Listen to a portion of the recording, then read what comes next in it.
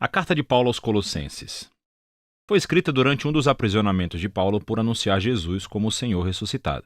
E a carta é dirigida a um grupo de pessoas que Paulo nunca conheceu, que faziam parte de uma comunidade que ele não havia iniciado. Essa igreja em Colossos foi iniciada por um colaborador de Paulo, chamado Epáfras, que era dessa cidade. E Epáfras tinha visitado Paulo recentemente na prisão e lhe deu boas notícias sobre os colossenses.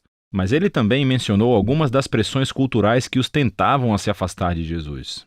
E assim, Paulo escreveu essa carta para encorajar os colossenses a abordar as questões mencionadas por Epáfras e depois os desafiou a uma devoção maior a Jesus. O conceito e o fluxo da carta são bem fáceis de seguir. O movimento de abertura se concentra em Jesus como o Messias exaltado. Paulo então mostra como seu sofrimento na prisão é para Jesus exaltado.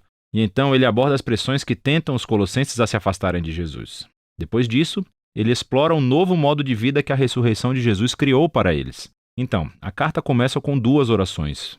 Paulo primeiro agradece a Deus por ter ouvido de Epáfras que os colossenses têm sido totalmente fiéis a Jesus, mostrando amor a Deus e ao próximo, tudo por causa da esperança que tem na nova criação que Jesus tem reservado para eles. E então ele continua orando para que eles cresçam em sabedoria e em compreensão sobre Jesus.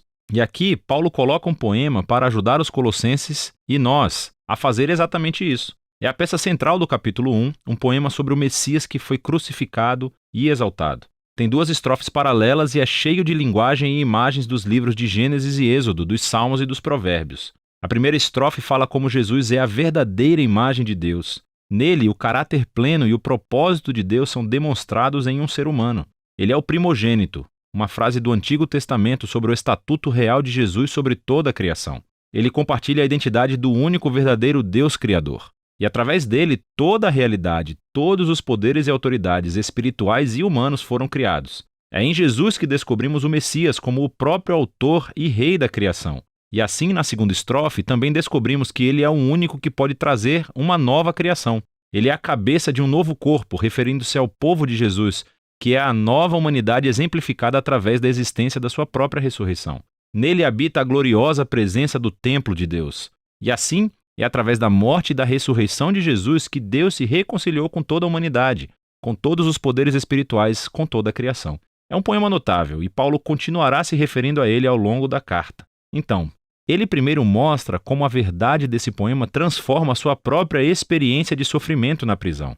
Ele está sendo punido por anunciar ao mundo grego e romano que Jesus ressuscitado é Senhor e Rei de tudo e de todos. E assim, o seu sofrimento, pensa ele, não é um sinal de derrota, mas sim a maneira dele participar do sofrimento de Jesus como um ato de amor. E desse modo, as suas dificuldades são na verdade motivo de alegria. Ele está preso pela notícia surpreendente que o Messias ressuscitado de Israel está criando uma nova família multiétnica e muito mais. Assim como a glória divina habitava em Jesus, Jesus também habita no meio de sua família internacional. Ou, como Paulo diz, o Messias que está em todos vocês é a esperança da glória. Paulo então aborda as pressões culturais que estão tentando os colossenses a se afastarem de Jesus. Eles foram confrontados com uma combinação de politeísmo místico junto com uma pressão para obedecerem às leis da Torá. Então, todos esses novos cristãos cresceram adorando os vários deuses gregos e romanos que governavam diferentes partes da vida humana. E muitos simplesmente adicionaram Jesus como mais uma divindade que eles poderiam adorar. Houve também uma grande pressão da comunidade cristã judaica para que esses não-judeus demonstrassem o seu compromisso com o Messias, adicionando a observância às leis encontradas na Torá. Especificamente, ele menciona a adoção de uma dieta kosher, a observação dos dias sagrados e a circuncisão. É muito parecido com o problema que ele abordou na carta aos Gálatas. Para Paulo, ceder a qualquer uma dessas tentações é se comprometer. Demonstra uma falha no entendimento sobre quem Jesus realmente é e o que ele fez por você. Os colossenses viviam com medo de poderes espirituais e espíritos elementais, como Paulo os chamava. Mas Jesus triunfou sobre estes através da sua morte e ressurreição e libertou os colossenses de qualquer obrigação. Da mesma forma, Jesus cumpriu em nosso nome todas as leis da Torá que, de qualquer maneira, nunca tiveram o poder de transformar o coração humano egoísta. E assim, o que Jesus fez em vida, sua morte e ressurreição, não carece de nada. Não precisa ser complementado com o seguimento das leis. E de qualquer maneira, ele é a realidade para a qual todas as leis da Torá estavam apontando. Em vez das leis, os seguidores de Jesus têm o poder da ressurreição para mudá-los, que é o que ele vai explorar. Seguir a Jesus significa unir-se à sua nova humanidade, porque as suas vidas agora se uniram à vida de Jesus ressuscitado. E é por isso que Paulo desafia os colossenses a colocarem suas mentes nas coisas acima, onde o Messias está sentado ou governa à direita de Deus. Paulo não está querendo dizer, pense como você um dia deixará a terra e irá para o céu. Pelo contrário, os céus são o lugar transcendente do qual Jesus governa sobre toda a criação.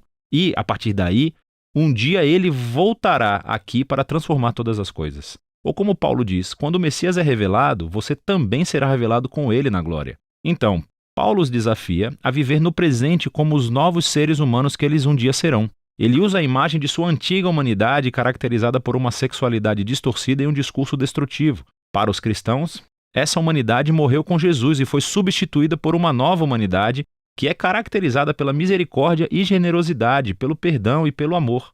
E essa humanidade transcende as fronteiras étnicas e sociais do nosso mundo, para criar, nas palavras de Paulo, um povo onde não há gregos ou judeus, circunciso ou incircunciso, escravo ou livre. O Messias é tudo e está em todas as pessoas. Paulo então se torna realmente prático e mostra aos colossenses como essa nova humanidade pode existir em uma casa romana do primeiro século, que era uma instituição altamente autoritária onde o patriarca masculino tinha o poder da vida e da morte sobre sua esposa, seus filhos e seus escravos.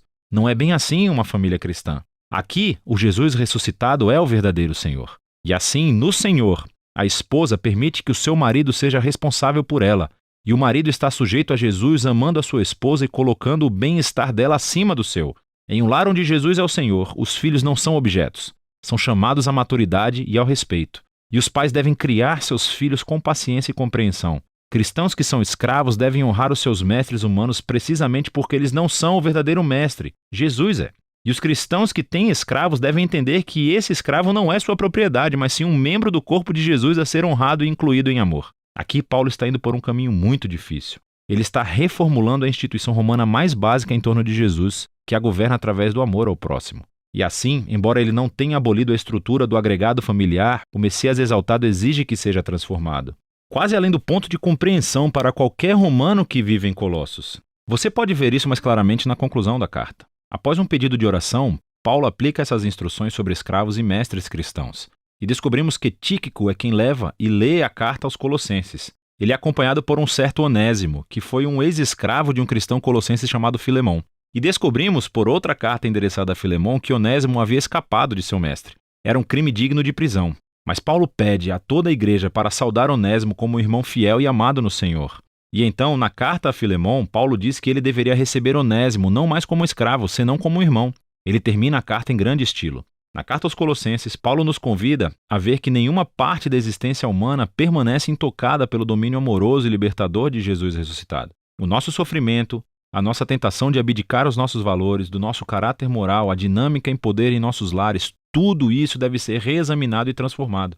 Somos convidados a viver no presente como se a nova criação tivesse realmente chegado quando Jesus ressuscitou dos mortos. E é disso que se trata a carta aos Colossenses.